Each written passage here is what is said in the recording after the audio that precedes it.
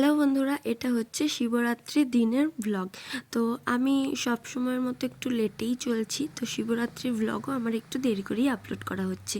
তো সকাল সকাল উঠে স্নান করে নিয়েছি, আর তারপরে একটু একটা সুন্দর শাড়ি পরে নিয়েছি, তারপর একটু ক্রিম ট্রিম লাগিয়ে মানে সুন্দর করে সেজে গুজে এখন যাব পুজো করতে। আর এই দেখো, এই সবুজ কাঁচের চুড়িটাও পরে নিয়েছি, কারণ আমরা সবাই জানি শিবের পছন্দের রং হচ্ছে সবুজ।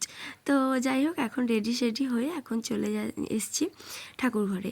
তো এই যে আমাদের বাবা মহাদেব, তো এবারে আর বাড়িতে বাইরে গিয়ে পুজো করিনি, বাড়িতে থেকেই করছি। আর এবারে তো শিবরাত্রি দুদিন ধরে পড়েছে, রবিবার আর সোমবার মিলিয়ে।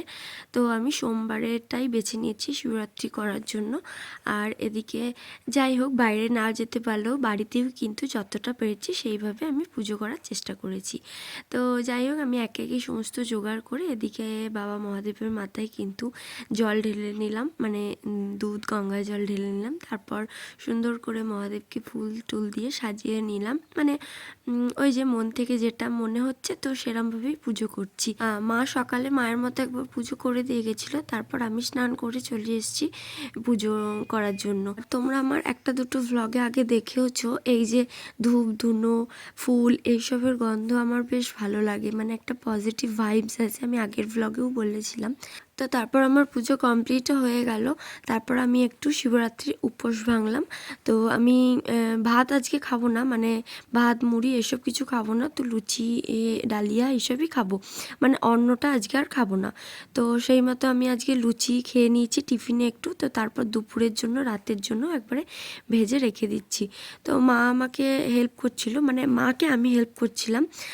আর এদিকে তারপর ডালিয়া করে নিয়েছিলাম দুপুরের জন্য। তো তারপর ডালিয়ার খিচুড়ি খাওয়ার পর বসে পড়েছি এখানে প্যাকেটিং করতে।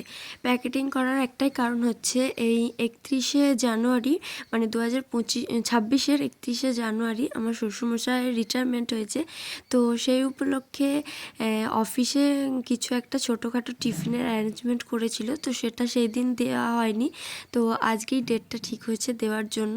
আর মিয়ামোর থেকে এখানে প্যাকেট করে দিয়েছিল, তো আমরা প্রত্যেকটা এক একটা প্লাস্টিকের মধ্যে ভরে সেগুলো প্যাকিং করে অফিসে নিয়ে যাব। তো আমরা সেগুলোই করছিলাম, আমি আর বাবা দুজন মিলে। অফিসে যাওয়ার আগে শাড়িটা একটু ঝাটাক চেঞ্জ করে একটা চুড়িদার পরে নিয়েছি। আর কেমন লাগছে অবশ্যই জানিও। আর এদিকে কিন্তু আজকে আমার শ্বশুরমশাই গাড়ি চালাচ্ছে, তাই একটু ভিডিও করে নিলাম। আর চলো, এদিকে অফিসে চলেও এসেছি, টুকটাক করে সমস্ত কিছু দেয়া হয়ে গেছে।